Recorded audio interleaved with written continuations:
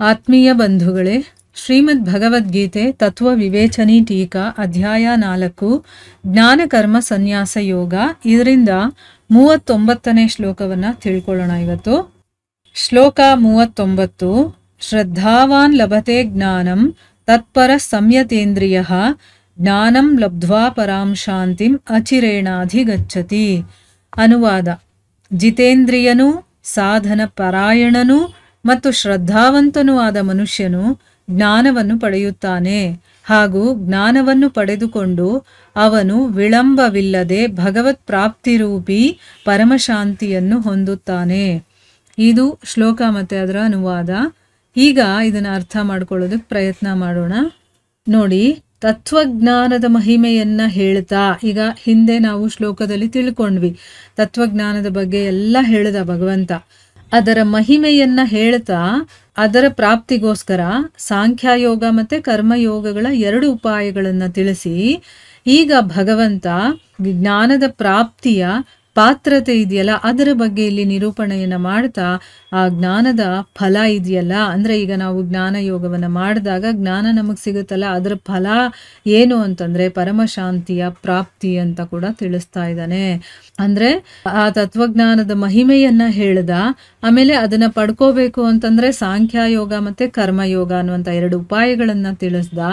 ಆಮೇಲೆ ಆ ಜ್ಞಾನದ ಪ್ರಾಪ್ತಿ ಆದಮೇಲೆ ಅದರ ಪಾತ್ರತೆ ಏನು, ಅದರ ಬಗ್ಗೆ ನಿರೂಪಣೆಯನ್ನು ಮಾಡ್ದ. ಆಮೇಲೆ ಈಗ ಜ್ಞಾನದ ಫಲ ಏನು ಅಂತಂದರೆ ಪರಮಶಾಂತಿಯನ್ನು ಪಡ್ಕೊಳ್ಳೋದು ಅಂತನ್ಬಿಟ್ಟು ಹೇಳ್ತಾ ಇದ್ದಾನೆ. ಈ ಒಂದು ಶ್ಲೋಕದಲ್ಲಿ ಏನು ಹೇಳ್ತಾ ಇದ್ದಾನೆ, ಜಿತೇಂದ್ರಿಯನು ಅಂದರೆ ಇಲ್ಲಿ ಏನು ಜ್ಞಾನದ ಪ್ರಾಪ್ತಿ ಆಗಿರೋನಿಗೆ ಪಾತ್ರತೆ ಏನು ಅನ್ನೋದನ್ನು ಹೇಳ್ತಾ ಇದ್ದಾನೆ. ನೋಡಿ, ಜಿತೇಂದ್ರಿಯನಾಗಿರ್ಬೇಕು, ಅವನು ಸಾಧನ ಪರಾಯಣನಾಗಿರಬೇಕು, ಅಂದರೆ ಸಾಧನೆ ಮಾಡುವಂಥವನಾಗಿರ್ಬೇಕು, ಮತ್ತು ಶ್ರದ್ಧಾವಂತನೂ ಆಗಿರಬೇಕು. ಇದು ಪಾತ್ರತೆ ಆಯ್ತಾ. ಈ ರೀತಿ ಎಲ್ಲ ಇರುವಂಥ ಮನುಷ್ಯ ಜ್ಞಾನವನ್ನು ಪಡ್ಕೊಳ್ತಾನೆ. ಈ ಜ್ಞಾನವನ್ನು ಪಡ್ಕೊಳ್ಳೋದಕ್ಕೆ ಯಾವ ರೀತಿಯ ಯೋಗ್ಯತೆ ಇರಬೇಕು ಅಂತಂದರೆ ಜಿತೇಂದ್ರಿಯನಾಗಿರ್ಬೇಕು, ಇಂದ್ರಿಯಗಳನ್ನು ಗೆದ್ದಿರುವಂಥವನು, ಸಾಧನೆ ಮಾಡುವಂಥವನು ಮತ್ತು ಶ್ರದ್ಧೆ ಇರುವಂಥ ಮನುಷ್ಯ ಜ್ಞಾನವನ್ನು ಪಡ್ಕೊಳ್ತಾನೆ. ಮತ್ತೆ ಜ್ಞಾನವನ್ನು ಪಡ್ಕೊಂಡಾದ್ಮೇಲೆ ಅವನಿಗೇನು ಸಿಗುತ್ತೆ ಅನ್ನೋದು ಬರುತ್ತಲ್ವಾ ಪ್ರಶ್ನೆ. ಜ್ಞಾನವನ್ನು ಪಡ್ಕೊಂಡ್ಮೇಲೆ ಅವನು ಸ್ವಲ್ಪನೂ ತಡವೇ ಇಲ್ಲದೆ, ಅಂದರೆ ತಕ್ಷಣವೇ ಭಗವತ್ ಪ್ರಾಪ್ತಿ ರೂಪಿ ಪರಮಶಾಂತಿಯನ್ನು ಹೊಂತಾನೆ. ಪರಮಶಾಂತಿ ಅಂತಂದ್ರೇ ಭಗವಂತ, ಭಗವಂತ ಅಂದ್ರೇ ಪರಮಶಾಂತಿ. ಈಗ ನಾವೆಲ್ಲ ಗೊತ್ತಿಲ್ದೇನೋ ಗೊತ್ತೋ ನನಗೆ ಶಾಂತಿನೇ ಇಲ್ಲ, ನೆಮ್ಮದಿನೇ ಇಲ್ಲ ಅಂತ ಹೇಳ್ತಿರ್ತೀವಲ್ವಾ, ಆ ಶಾಂತಿ ಅಲ್ಲ, ಪರಮಶಾಂತಿ. ನಿಮಗಿನ್ಯಾವತ್ತೂ ನಿಮ್ಮ ಮನಸ್ಸಿಗೆ ಬೇಜಾರು, ದುಃಖ, ನೋವು ಏನೂ ಆಗದೆ ಇರುವಂಥ ಒಂದು ಸ್ಥಿತಿ ಇದೆಯಲ್ಲ, ಅದನ್ನು ಪರಮಶಾಂತಿ ಅಂತ ಹೇಳ್ತೀವಿ. ಅದು ಜ್ಞಾನದ ಪ್ರಾಪ್ತಿಯಿಂದ ಸಿಗುತ್ತೆ ಅಂತ ಇಲ್ಲಿ ಹೇಳ್ತಾ ಇದ್ದಾರೆ. ಈಗ ಪ್ರಶ್ನೆ ಏನು ಅಂತ ತಿಳ್ಕೊಳ್ಳೋಣ.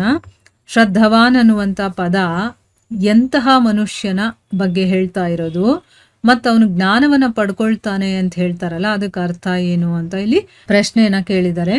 ಉತ್ತರ ಏನು ಅಂತಂದರೆ, ವೇದ, ಶಾಸ್ತ್ರ, ದೇವರು ಮತ್ತು ಮಹಾಪುರುಷರ ಮಾತುಗಳಲ್ಲಿ ಮತ್ತು ಪರಲೋಕದಲ್ಲಿ ಪ್ರತ್ಯಕ್ಷ ಅನ್ನುವಂತಹ, ಅಂದರೆ ಪರಲೋಕದಲ್ಲಿ ಇದ್ದಾನೆ ಅನ್ನುವಂಥ ವಿಶ್ವಾಸ, ಮತ್ತು ಅದೆಲ್ಲದರಲ್ಲೂ ಕೂಡ ಪರಮ ಪೂಜ್ಯತೆ, ಅಂದರೆ ನನಗೆ ಪೂಜನೀಯವಾದಂಥ ಒಂದು ಭಾವ ಇದೆಯಲ್ಲ ಅದು, ಮತ್ತು ಶ್ರೇಷ್ಠತೆಯ ಭಾವ, ಅದು ಬಹಳ ಶ್ರೇಷ್ಠವಾಗಿರುವಂಥದ್ದು. ಇದೆಲ್ಲದರ ಹೆಸರನ್ನು ನಾವು ಶ್ರದ್ಧೆ ಅಂತ ಕರೆಯೋದು. ಅಂದರೆ ಶ್ರದ್ಧೆಗೆ ಮೊದಲು ಅರ್ಥ ಗೊತ್ತಿರಬೇಕಲ್ಲ ನಮಗೆ, ಶ್ರದ್ಧೆ ಇರಬೇಕು ಅಂತ ಹೇಳ್ತಾರೆ. ಆದರೆ ಶ್ರದ್ಧೆ ಅಂತಂದರೆ ಏನು? ವೇದಗಳಾಗಿರ್ಬೋದು, ಶಾಸ್ತ್ರಗಳಾಗಿರ್ಬೋದು, ದೇವರಾಗಿರ್ಬೋದು, ಮಹಾಪುರುಷರು ಇವರೆಲ್ಲ ಹೇಳಿರುವಂಥ ಮಾತುಗಳಲ್ಲಿ ಮತ್ತು ಪರಲೋಕದಲ್ಲಿ ಅದು ಪ್ರತ್ಯಕ್ಷವಾಗಿ ಇದೆ ಅನ್ನುವಂಥ ವಿಶ್ವಾಸ, ಅದೆಲ್ಲದರ ಬಗ್ಗೆ ನಮಗೆ ಪೂಜ್ಯವಾದ ಭಾವನೆ ಮತ್ತು ಶ್ರೇಷ್ಠತೆಯ ಭಾವನೆ ಇರುತ್ತಲ್ಲ, ಅದಕ್ಕೆ ಶ್ರದ್ಧೆ ಅಂತ ಹೇಳೋದು. ಇಂತಹ ಶ್ರದ್ಧೆ ಯಾರಲ್ಲಿ ಇರುತ್ತೋ ಅವನ ವಾಚಕವಾಗಿ ಇಲ್ಲಿ ಶ್ರದ್ಧವಾನ್ ಅನ್ನುವಂಥ ಪದ ಇದೆ. ಅದಕ್ಕೋಸ್ಕರನೇ ಇಂತಹ ಶ್ರದ್ಧಾವಂತ ಮನುಷ್ಯನೇ ಜ್ಞಾನಿ ಮಹಾತ್ಮರ ಹತ್ರಕ್ಕೆ ಹೋಗ್ಬಿಟ್ಟು ಪ್ರಣಾಮಗಳನ್ನು ಮಾಡಿ, ಅವರಿಗೆ ಸೇವೆ ಮಾಡಿ, ಮತ್ತು ವಿನಯದಿಂದ ಪ್ರಶ್ನೆಗಳ ಮೂಲಕ ಅವರಿಂದ ಜ್ಞಾನವನ್ನು ಪಡ್ಕೊಳ್ತಾನೆ. ಪಡ್ಕೊಂಡು ಜ್ಞಾನಯೋಗದ ಸಾಧನೆಯಿಂದ ಅಥವಾ ಕರ್ಮಯೋಗದ ಸಾಧನೆಯಿಂದ ಈ ತತ್ವಜ್ಞಾನವನ್ನು ಅವನು ಪಡ್ಕೊಳ್ಳೋದಕ್ಕೆ ಸಾಧ್ಯ ಆಗುತ್ತೆ ಅಂತ ಹೇಳೋದಕ್ಕೋಸ್ಕರ ಇಲ್ಲಿ ಆ ರೀತಿ ಹೇಳಿದ್ದಾರೆ. ಶ್ರದ್ಧಾರಹಿತ ಮನುಷ್ಯ ಇರ್ತಾನಲ್ಲ, ಅವನು ಈ ಜ್ಞಾನ ಪ್ರಾಪ್ತಿಗೆ ಪಾತ್ರನಾಗೋದಿಲ್ಲ, ಅಂಥವನಿಗೆ ಜ್ಞಾನ ಸಿಗೋದಿಲ್ಲ ಅಂತ ಅರ್ಥ. ಯಾರಿಗೆ ಶ್ರದ್ಧೆ ಇರುತ್ತೋ ಅಂಥ ಮನುಷ್ಯ ಮಾತ್ರನೇ ಜ್ಞಾನಿಗಳ ಹತ್ರ ಹೋಗಿ ಅವರಿಗೆ ಸೇವೆ ಮಾಡಿ ನಮಸ್ಕಾರ ಮಾಡಿ ವಿನಯದಿಂದ ಪ್ರಶ್ನೆಗಳನ್ನು ಹಾಕಿ ಕೇಳಿ ತಿಳ್ಕೊಳ್ತಾನೆ.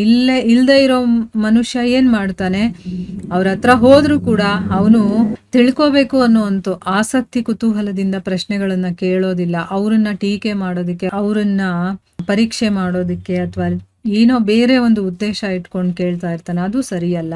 ಸೊ ಅದಕ್ಕೆ ಇಲ್ಲಿ ಶ್ರದ್ಧಾವಾನ್ ಅಂತಂದರೆ ಯಾರಿಗೆ ಭಯ, ಭಕ್ತಿ ಮತ್ತು ವೇದಶಾಸ್ತ್ರ, ದೇವರು ಮತ್ತು ಮಹಾಪುರುಷರು ಹೇಳಿರುವಂಥ ಮಾತುಗಳಲ್ಲಿ ನಂಬಿಕೆ ಇರುತ್ತೋ, ವಿಶ್ವಾಸ ಇರುತ್ತೋ, ಮತ್ತು ಅವ್ರ ಬಗ್ಗೆ ಒಂದು ಪೂಜ್ಯ ಭಾವನೆ ಇರುತ್ತೋ, ಶ್ರೇಷ್ಠತೆ ಇರುತ್ತೋ ಅಂಥದಕ್ಕೆ ಶ್ರದ್ಧೆ ಅಂತ ಹೇಳೋದು. ಶ್ರದ್ಧೆ ಯಾರಲ್ಲಿರುತ್ತೋ ಅವನನ್ನು ಶ್ರದ್ಧಾವಾನ್ ಅಂತ ಕರೆಯೋದು. ಅವನು ನಿಜವಾದ ಜ್ಞಾನವನ್ನು ಪಡೆಯೋದಕ್ಕೆ ಅರ್ಹತೆ ಇರೋನು ಅಂತಂದ್ಬಿಟ್ಟು ಇದಕ್ಕೆ ಅರ್ಥ. ಇಲ್ಲಿಗೆ ನಾವು ನಿಲ್ಲಿಸೋಣ. ಹರೇ ಕೃಷ್ಣ.